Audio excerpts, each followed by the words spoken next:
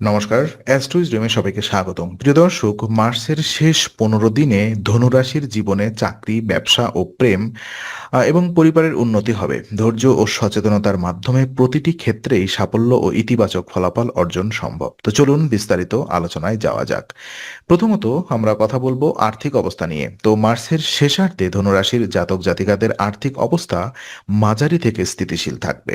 আয় কিছুটা ভালো হবে এবং মাসের শেষ ভাগে কিছু সঞ্চয় করার সুযোগ তৈরি হতে পারে। ব্যয় নিয়ন্ত্রণে থাকলে অপ্রয়োজনীয় চাপ কমানো সম্ভব হবে। মাসের পূর্ববর্তী সময়ে ব্যয়ের তুলনায় শেষার্ধে খরচ সামলানো সহজ হবে। দীর্ঘমেয়াদী পরিকল্পনার মাধ্যমে আয়ের পাশাপাশি সঞ্চয় বৃদ্ধি করা যেতে পারে। বিনিয়োগ বা ব্যবসায়িক দিকেও সমাধান থাকলে অর্থনৈতিক স্থিতিশীলতা নিশ্চিত করা সম্ভব। এই সময়টিতে বাজেট পরিকল্পনা এবং অতিরিক্ত খরচ এড়িয়ে চলা আবশ্যক। অর্থনৈতিক সচেতনতা এবং পরিকল্পনা আপনাকে মাসের শেষার্ধে আর্থিক সাফল্য এনে দেবে।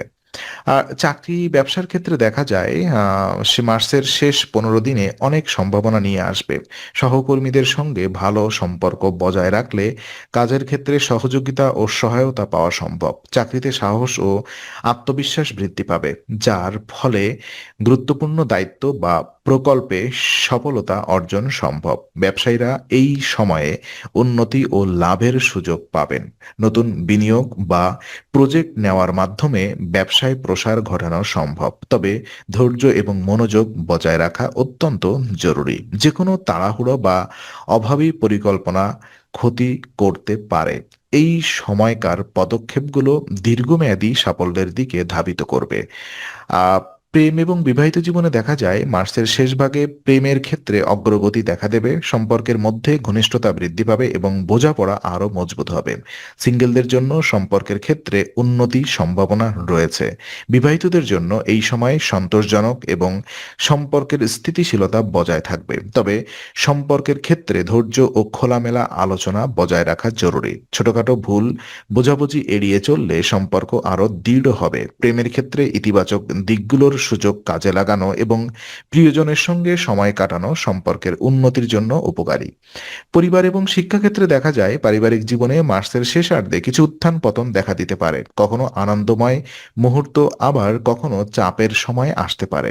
পরিবারের সদস্যদের সঙ্গে ধৈর্য বজায় রাখা প্রয়োজন। পারিবারিক সহযোগিতা বাড়ালে সমস্যার সমাধান সহজ হবে। শিক্ষার্থীদের জন্য সময়টি উপকারী এবং পরিশ্রমের ফলে ভালো ফলাফল সম্ভাবনা রয়েছে।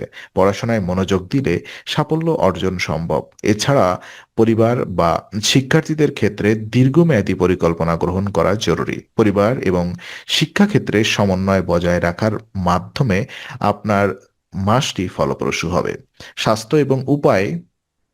তো মার্চের শেষ ১৫ দিনে ধনুরাশির জাতক জাতিকাদের জন্য স্বাস্থ্য বিষয়ে সতর্ক থাকা জরুরি। ছোটখাটো স্বাস্থ্য সমস্যা এড়িয়ে চলার জন্য নিয়মিত যত্ন এবং সতর্ক প্রয়োজন। অতিরিক্ত চাপে খাদ্যাভ্যাস বা বিশ্রাম এড়িয়ে চললে শারীরিক সমস্যা দেখা দিতে পারে।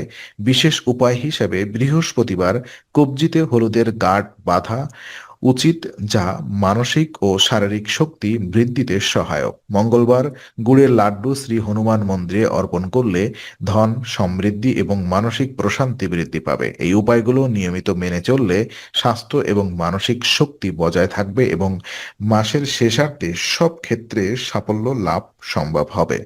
তো আজকের আলোচনা আমরা এখানেই শেষ করছি। ভালো লেগে থাকলে লাইক, কমেন্ট ও শেয়ার করুন। আরও এমন ভিডিও পেতে অবশ্যই চ্যানেলটি সাবস্ক্রাইব করুন। আবার দেখা হবে, ততক্ষণ ভালো থাকুন, শান্তিতে থাকুন। নমস্কার।